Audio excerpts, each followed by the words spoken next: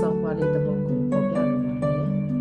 ။ယောမခန်းကြီးစနစ်အငယ်9တွင်ထို့အတူအများဖြစ်သောငါတို့သည်ခရစ်တော်၌တကူတည်းဖြစ်၍အတီးတီးအင်္ဂါချင်းဖြစ်ကြ၏။လူတစ်ယောက်နှင့်တစ်ယောက်ကိုဘုရားသခင်သည်မတူညီသောတွင်ပြင်လက္ခဏာများဖြင့်ဖန်ဆင်းထားခြင်းဖြစ်သည်။စိတ်နေစိတ်ထားအကြိုက်များမတူသလို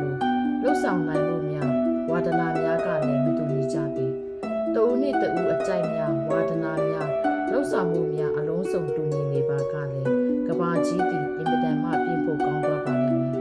။သခင်ယေရှုသည်အမှုတော်မြတ်၌တာဝန်များကိုထမ်းဆောင်ရန်တပည့်တော်12ပါးကိုရွေးချယ်ခဲ့ပါသည်။လူအတန်းစားပေါင်းစုံထဲမှသူနှစ်သက်သောသူများကိုရွေးထုတ်ခဲ့ပါသည်။တပည့်တော်တဦးချင်းစီတိုင်း၏အရေးကြီးများသည်လည်းတဦးနှင့်တဦးမတူညီကြပေ။သို့သောဘုရားသခင်သည်တို့မတူညီကွဲပြားသောအရေးချင်းများကိုတစုတစည်းထဲပေါင်းစုံကသူ၏အမှုတော်မြတ်ထဲတွင်အသုံးပြုခဲ့ပါသည်ထိုတပည့်တော်12ပါးအားဖြင့်လည်းကဘာကြီးကိုတုံလို့စေက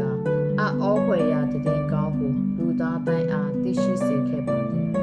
ထိုနည်းသူစွာပင်ကျွန်ုပ်တို့တွင်ဘုရားသခင်ပေးထားသောဆုကျေးဇူးအစွမ်းစများကိုစီရှိကြပါသည်မိမိပိုင်ဆိုင်ထားသောဆုကျေးဇူးအစွမ်းစများကိုဘုရားသခင်ရဲ့မူတော်မြတ်၌အတုံးမခံပါကတာဝန်ကြည်သောသူဖြစ်မည်မဟုတ်ပေထို့ကြောင့်ကျွန်ုပ်တို့သည်ခရစ်တော်၌တကိုယ်တည်းဖြစ်သောကြောင့်မိမိတို့၏အစွမ်းစအရေးချင်းများကိုဘုရားသခင်ရဲ့မူတော်မြတ်၌ပါဝင်အသုံးတော်ခံခြင်းဖြင့်ဘုရားဘုန်းတော်ထင်ရှားစေကြရအောင်ဟုတိုက်တွန်းပေါ်ပြလိုပါတယ်အကောင်းဆုံးအသက်ရှင်မှာယောမခန်းကြီးစနစ်အငယ်1ညီအကိုတို့အသက်ရှင်ခြင်းလက္ခဏာတန်ရှင်းခြင်းလက္ခဏာဘုရားသခင်နှစ်သက်တော်မူပွေတော်လက္ခဏာနှင့်ပြည့်စုံတော်ရည်ကိုပူဇော်၍မိမိကိုယ်ခန္ဓာကိုဘုရားသခင်အားစက္ကပ်ခြင်းတည်းဟုသောတင်တို့ပြုအပ်တော်မူကိုပြုမိကြောင်းဘုရားသခင်ပြုနာတော်ကိုတော်သား၍တင်တို့ကိုငါတိုက်တွန်းလို့ဆိုပေ၏လူပေါင်းလောကဖွဲ့စည်းတဲ့တွင်ကောင်းမွန်စွာအသက်ရှင်တော်သူကိုလူသားတိုင်းလေးစားကြသည်ကိုတွေ့ရမှာဖြစ်သည်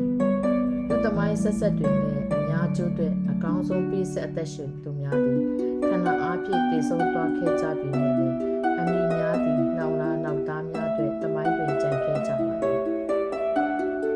အချို့သောသူများသည်လည်းအလွန်ဆိုးတွန်းသောလူဆိုးလူမိုက်များဖြစ်လိမ့်ကစားဘုရားသခင်မြတ်တာကိုခံစားရပြီးအသက်တာပြောင်းလဲခါကြံရှိသောဘဝအသက်တာကိုအကောင်းဆုံးရှင်သန်ရှောင်လန်းခဲ့ကြပါသည်ဓမ္မကျမ်းစာထဲတွင်ဖတ်ကြည့်ပါကလူပုဂ္ဂိုလ်ပေါင်းစုံကိုတွေ့ရမည်ဖြစ်သည်ဘုရားသခင်၏စကားတော်အလိုတော်ကိုသိပြီးနာခံခြင်းဖြင့်ရှောက်လန်းသောသူများသည်ဘုရားဘုန်းတော်ထင်ရှားခဲ့ကြပါသည်။သို့သောဘုရားသခင်၏စကားတော်အတိုင်းမလိုက်လျှောက်သောသူများသည်ခါးသေးခြင်းဖြင့်ဘဝကိုဆုံးသက်ခဲ့ကြရပါသည်။ဒါဝိမင်းကြီးဘဝတက်တာကိုကြည့်မိဆိုရင်လည်းသူသည်အမားနှင့်မကင်းခဲ့ပါ။သို့သောသူသည်မိမိအမားကိုသိရှိပြီးနောင်တနှလုံးသားဖြင့်ဘုရားသခင်သည်ဝင်ချတောင်းပန်ခဲ့သောကြောင့်ဘုရားသခင်သည်သူ၏စစ်မှန်သောနောင်တနှလုံးသားကိုလက်ခံခဲ့ပါသည်။ထို့ကြောင့်လည်းဘုရားသခင်သည်ဒါဝိမင်းကြီးကိုသူ၏စိတ်နှလုံးနှင့်ညီညွတ်သောသူဟုချီးမွမ်းခဲ့ပါသည်။ထို့တူပဲကျွန်ုပ်တို့ရုပ်စီတိုင်းသည်အားနည်းခြင်းများမစုံလင်မှုများရှိတော်များလည်းနေ့ရက်စဉ်တိုင်းကောင်းမွန်စွာအသက်ရှင်ရှောင်လန်းရန်ဘုရားသခင်အလိုတော်ရှိပါသည်။အပြစ်ဒုစရိုက်ထဲမျောမပါသွားဖို့ရန်လိုပါသည်ဘုရားသခင်ပေးသောဝိညာဉ်ခွန်အားမရှိပါကကောင်းမွန်စွာအသက်ရှင်နိုင်မည်မဟုတ်ပေကောင်းမွန်သောဘဝတက်တာရှောင်လန်းနိုင်ဖို့ရန်ဝိညာဉ်ခွန်အားရှိမှသာ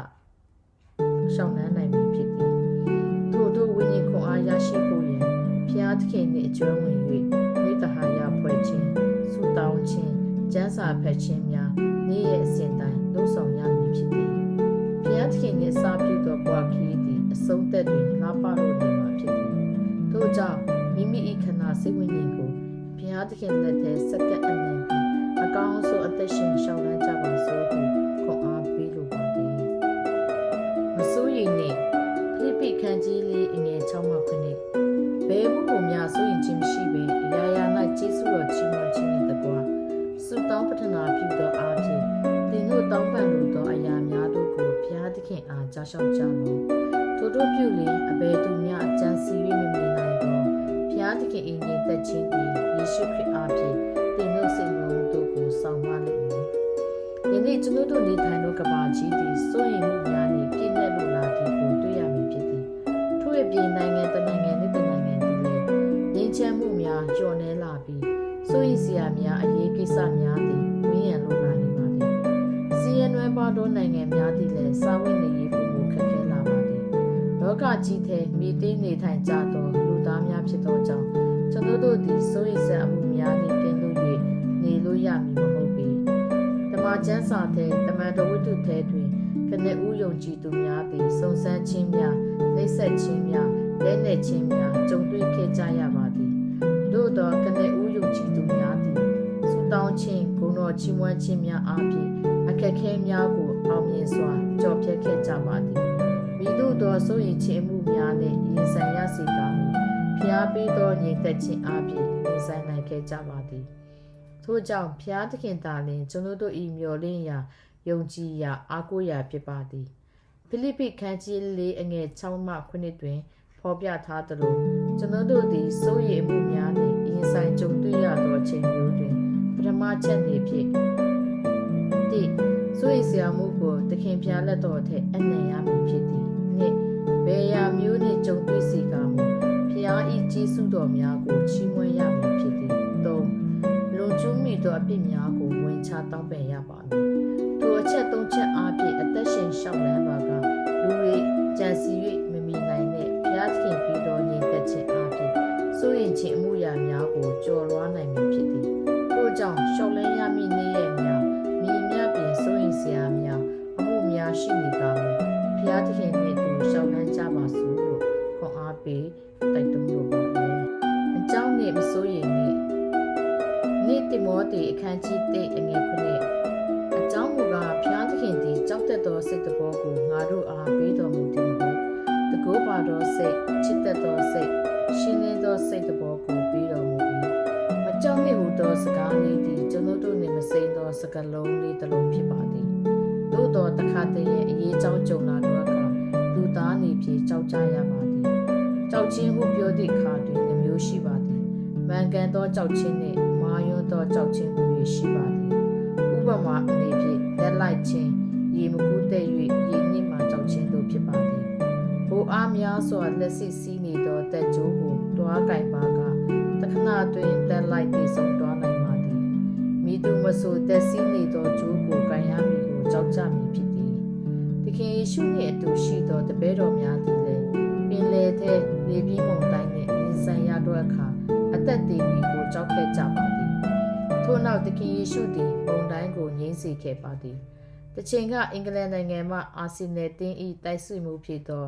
ဒန်နစ်ဘာကန်အကြောင်းကိုဖော်ပြလိုပါသည်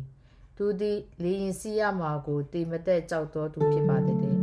အများအားဖြင့်သူသည်ကားစီးပြီးသားသွားပါသည်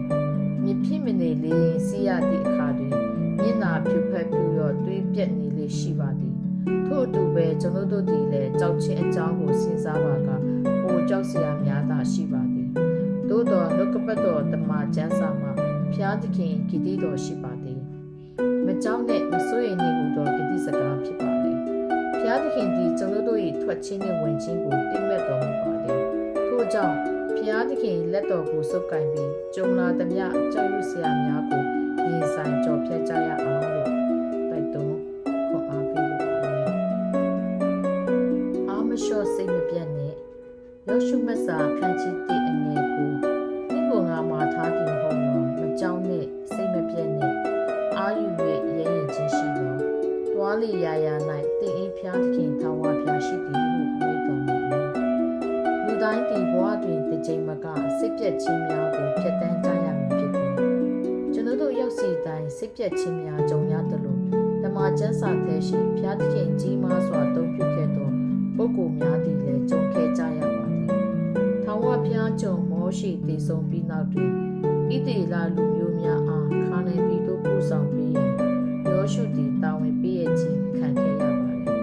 ယောရှုနေဖြင့်စိတ်ပြည့်အာရုံခြင်းများရှိနိုင်မည်ဖြစ်သောကြောင့်ဘုရားသခင်သည်သူ့ကိုငါသည်တင့်ကိုမစွန့်တင့်ကိုပြည့်၍မထားအာယူ၍ရဲရင်ခြင်းရှိတော်ဟုအားပေးခဲ့ပါသည်ထို့နောက်ယောရှုသည်ဘုရားသခင်မှာကြားသောစကားတော်များကိုအတိအကျလိုက်နာပြီးနာခံခြင်းဖြင့်လှုပ်ဆောင်သည့်အခါတွင်ဣသရေလလူမျိုးများအားခါနိုင်ပြ တင်ဘွန်းဟုဆိုသောလူတစ်ယောက်သည်ဒုတိယကမ္ဘာစစ်ကြီးတွင်စစ်အကျဉ်းသားဘဝနှင့်နေခဲ့ရပါသည်ရက်ဆက်ကြမ်းကြုတ်သောဟီတလာလက်အောက်တွင်နာစီအကျဉ်းသားဘဝဖြင့်ပြတ်တန်းခဲ့ရပါသည်သို့သောသူသည်ကခဲကြမ်းတမ်းမှုအထဲမှခရစ်တော်ကိုမျှော်ကြည့်သည့်အခါစံနှလုံးငြိမ်သက်ခြင်းကိုရရှိခဲ့သည်ဒီဖို့သာရှိသည့်အခြေအနေမျှော်လင့်ချက်မဲ့နေသည့်အခြေအနေမှာခရစ်တော်ကိုမျှော်ကြည့်သည့်အခါမျှော်လင့်ချက်အပြည့်ရှိလာပြီးအာယူ၍အသက်ရှင်နိုင်ခဲ့သည်ဟုတည်တည်ခံခဲ့ပါသည်ထို့ကြောင့်ကျွန်ုပ်တို့ယနေ့ဖြတ်တန်းရသောခြေအနေတွင်အာမလျှော့စိတ်မပြတ်ပဲဖျားသခင်အတူရှိခြင်းကိုယုံကြည်ပြီးယောရှုနှင့်ကိုရီတင်ဘုံတို့ကဲ့သို့အခက်အခဲများကိုရင်ဆိုင်ကျော်လွှားကြပါစို့အာမလျှော့ပါနဲ့ဆိုတဲ့နောက်ထပ်ဆောင်းပါးလေးတစ်ပုဒ်ကိုဖော်ပြလိုပါတယ်။ဘောရဲ့မုံတိုင်းလိုင်းတန်ကြတဲ့ဖြတ်တန်းရတဲ့အခါမှာအခါတည်းရမထင်မမှတ်သောဘဝရဲ့လိုင်းတစ်ပုဒ်များနဲ့ရင်ဆိုင်ကြရပါသည်။စာရေးသူနေဖြင့်ဘဝ၏အမောင်မိုက်ဆုံးအချိန်မှာပြန်လည်ရုပ်ထနိုင်လာသောအမျိုးသမီးငယ်လေးတယောက်အကြောင်းအားဖြင့်ခွန်အားပေးလိုပါသည်။သူမအမိကတော့မူနီပါမီဇာရာဟုခေါ်ပါသည်။အထက်တန်းအောင်မြင်ပြီးပကြီးဆွဲခြင်းပညာရပ်တွင်ထူးချွန်သူပါ။ဒီနေ့တော့သူမ၏ချစ်သူနှင့်သူခီးသွားရင်မမျော်လင့်ပဲကားကကြောက်သေးသူကျသွားခဲ့ပါသည်။ကားထဲမှသူမ၏ချစ်သူသည်အရင်ဆုံးကိုလွတ်ရုံထွက်ခဲ့ပါသည်။သူမကတော့ကားထဲ၌ညက်နေသည်ဖြင့်ကယ်ဆယ်ရေးများရောက်လာမှသာထွက်နိုင်ခဲ့ပါသည်။ဆေးရုံ၌ကုသမှုခံယူပြီးနောက်စစ်ချက်များထွက်လာတော့အခါဆရာဝန်များကသူမသည်အောက်ပိုင်းတည်၍လမ်းမလျှောက်နိုင်ပဲကလေးလည်းယူလို့မရတော့ဟုပြောခဲ့ပါသည်။ထိုအချိန်တွင်သူမသည်ရှိုက်ကြီးတငယ်မှုကလောကကြီးတဲ့အသက်မရှိခြင်းတော့သူလိုဖြစ်သွားခဲ့ပါသည်။ထို့အပြင်ချစ်သူ၏စွန့်ပစ်ခြင်းကိုခံခဲ့ရပါသည်။နောက်ဆုံးမှာတော့ဖျားသခင်တပါးတည်းကိုသာမျှော်ကြည့်ပြီးကိုညီမဆက်ရန်ဟင့်အော်ခဲ့ပါသည်။ထို့နောက်ဆေးရုံတွင်သူမကျွမ်းကျင်သောပကြီးကိုပြန်လည်ရေးဆွဲပြီးတဖြည်းဖြည်းအောင်မြင်သောသူဖြစ်လာခဲ့ပါသည်။ယခုတော့နိုင်ငံအနှံ့ကိုလှည့်လည်ပြီးလူအများကိုစိတ်သက်ခွန်အားပေးသောသူဖြစ်လာခဲ့ပါသည်။မိမြပင်အဆိုးဆုံးအချိန်ရင်ဆိုင်ရသောညာလေသူမသည်ဖျားပေးသောခွန်အားဖြင့်အာမလျှော့ပဲအောင်မြင်တော်သူဖြစ်လာခဲ့ပါသည်။ထို့ကြောင့်စိတ်မလျှော့ပဲဖျားသခင်ကိုသာမျှော်ကြည့်ကြရအောင်။ဘေးလူချင်းအားဖြင့်ဆိုတဲ့ဆောင်းပါးလေးတစ်ပုဒ်ကိုထပ်မံပေါ်ပြလိုပါတယ်။မြေကောခန်းကြီးကိုအငယ်6မှ9အနေငယ်သောမျိုးစိကိုကျဲတော်သူသည်စပါးအနေငယ်ကိုသာရေးရမည်။များစွာကျဲတော်သူသည်များစွာရေးရမည်ဟုမှတ်ကြလော့။လူတိုင်းကိုအလိုလျောက်လူရ၏။မမျောတော့စိတ်နေမလို့ရ။မလူပဲမနေရဟုစိတ်ထင်နေမလို့ရ။အကြောင်းမူကားစေငါစိတ်နှင့်လူတော်လူကိုသာဖျားသခင်မြတ်တတ်တော်မူ၏။တမန်ကျမ်းစာထဲတွင်ပေးလူချင်းနှင့်ပတ်သက်သောလမ်းညွှန်ချက်များကိုရှင်းလင်းစွာဖော်ပြထားပါသည်။တမန်တော်ကြီးရှင်ပေါလုကပေးလူချင်းအမှုနှင့်ပတ်သက်ပြီးစေတနာစိတ်နှင့်လူတော်လူကိုသာဖျားသခင်မြတ်တတ်သည်ဟုတိုက်တွန်းထားပါသည်။ပေးလူချင်းမှုကိုကျွန်ုပ်တို့သည်ငယ်စဉ်တောင်ကြီးကလေးဘဝဆန်နီစကူတော်သည့်ခါတိုင်းလှုပ်ဆောင်ကြရပါသည်။ထို့ကြောင့်ပေးလူချင်းအမှုသည်ကျွန်ုပ်တို့နှင့်တိတ်မစိမ်းပါပဲ။ကလေးတဘာဝအရပေးလူချင်း၏အနှစ်သာရကိုမသိရှိတော်ညာလည်းပေးလူချင်းနှင့်ရင်းနှီးခဲ့ကြပါသည်။အမှန်တကယ်တော့ပေးလူချင်းအမှုသည်အင်မတန်မှမုံမြတ်သောအရာဖြစ်သည်။စာရေးသူ၏ဘဝတတတွင်လည်းပေးလူချင်း၏အနှစ်သာရကိုမသိခဲ့စဉ်ခါကပေးလူရာတွင်ငယ်စဉ်ကလေးဘဝတိုင်းပတ်စံကြွေများကိုသာရွေး၍ပေးလူခဲ့ပါသည်။သို့သော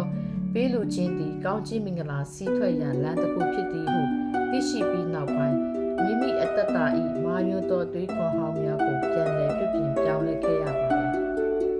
။အချို့ကအစဉ်ပြေမှကောင်းစားမှပေးလူကြမြင့်သူများရှိသည်။အချို့ကတော့အစဉ်မပြေသောညာလဲတအားသိ၍ပေးလူသူများလည်းရှိမည်ဖြစ်သည်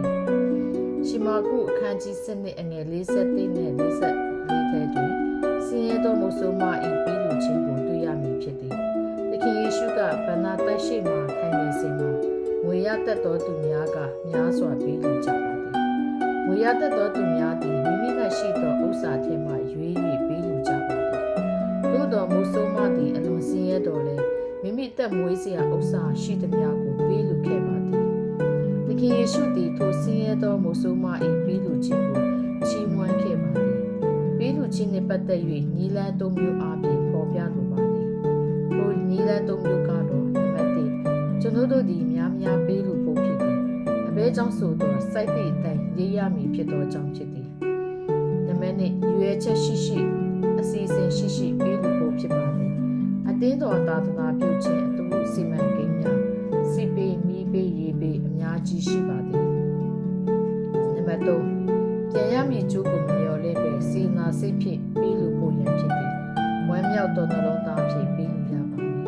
ထို့ကြောင့်ပေးလူခြင်းမူ၌တာ၍ကြိုးစားအားထုတ်၍ဖျားသခင်အမှုတော်မြတ်ထဲတွင်တတောက်တနေရာမှပါဝင်ကြပါစို့လို့တိုက်တွန်းခွန်အားပေးလိုပါသည်